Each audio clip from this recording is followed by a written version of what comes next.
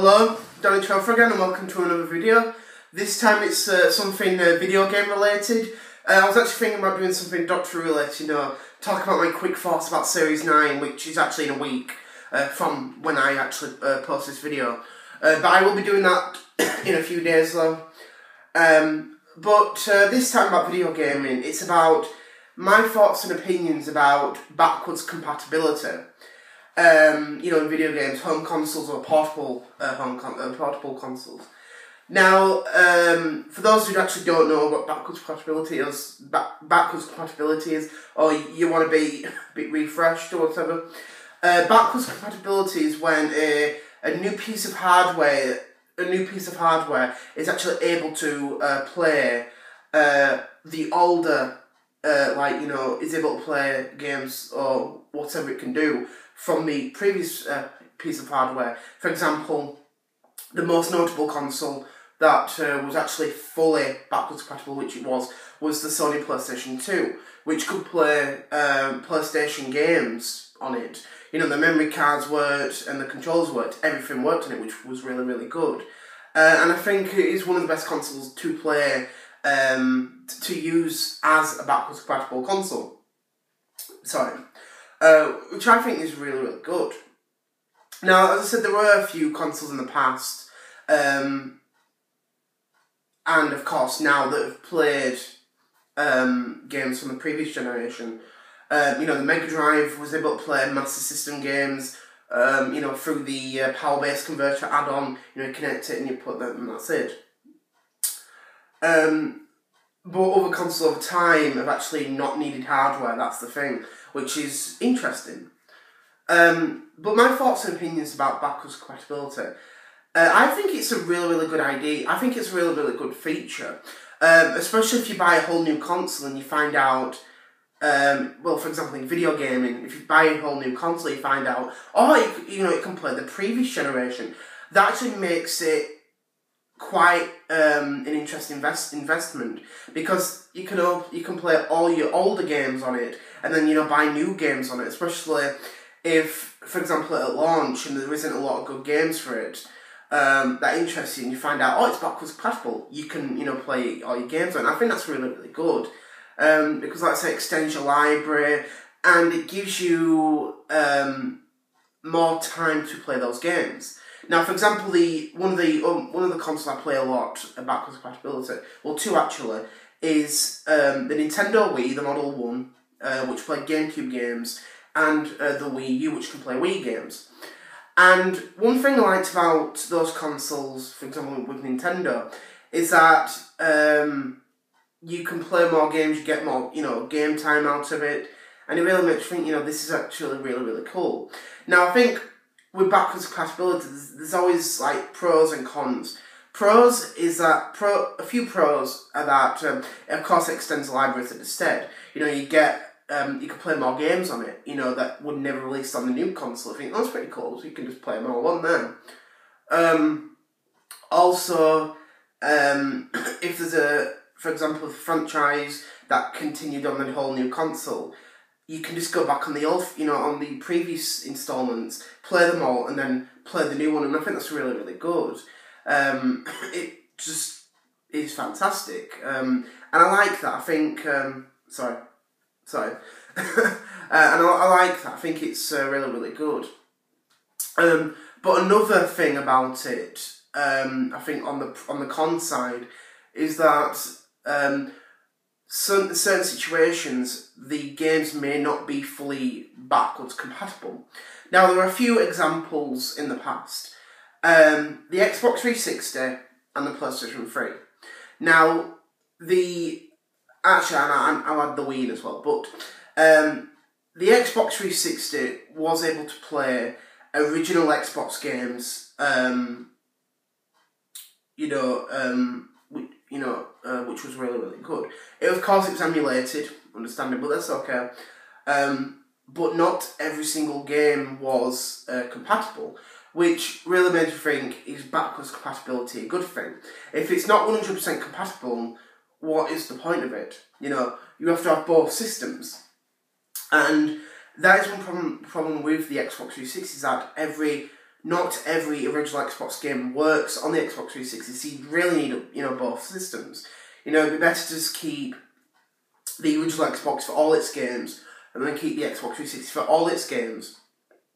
But also, playing on the next console really can make it look much more presentable, especially of how the consoles, if you don't have the certain cables for it, for example, composite, HDMI, lots of VGA, all that stuff. That's what I'm just saying, SCART even. But with the PlayStation 3, it was the Model 1 that was only compatible with PlayStation 2 games, but not every single PS2 game works on it. It was also compatible with PS1 games, which is really, really good, which the Model 2 and Model 3 do as well. But the problem with it is, if you want to try and make a console compatible with its previous, generation, try and make it fully compatible, which is a bit of a problem now, because, like I said, the Xbox One will be compatible with 100 games at the end of this year to everyone who has an Xbox One, so you can play your Xbox 360 games on it.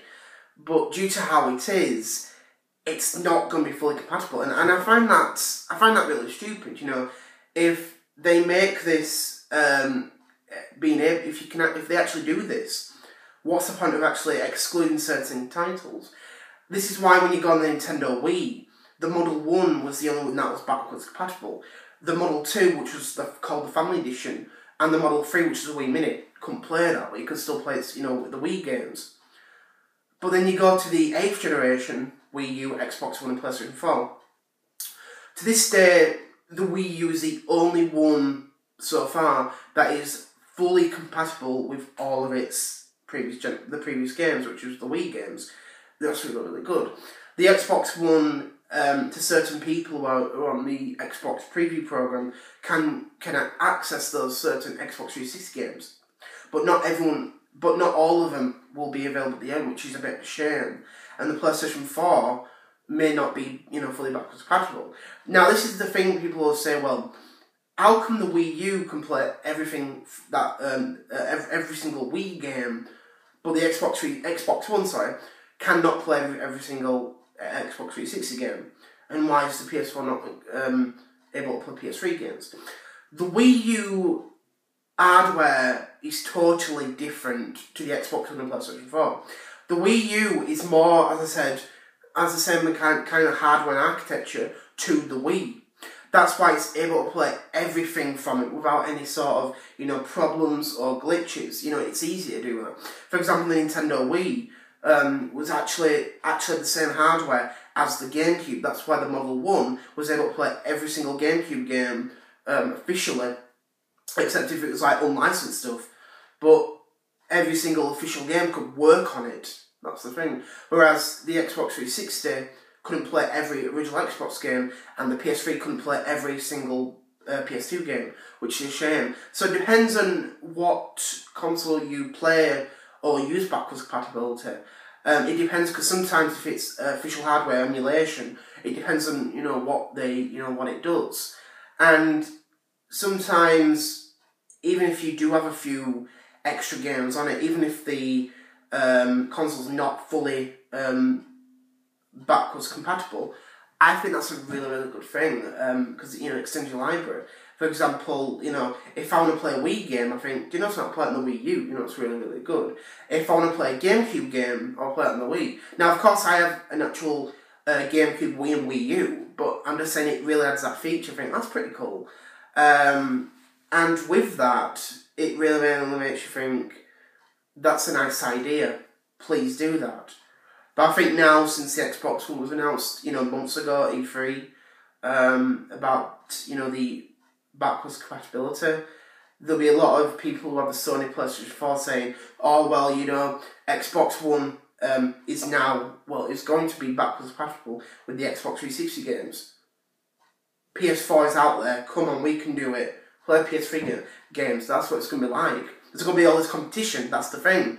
And I think most people say the Wii is like, ugh, Wii U, go over there. Xbox One and PS4, that's what it is.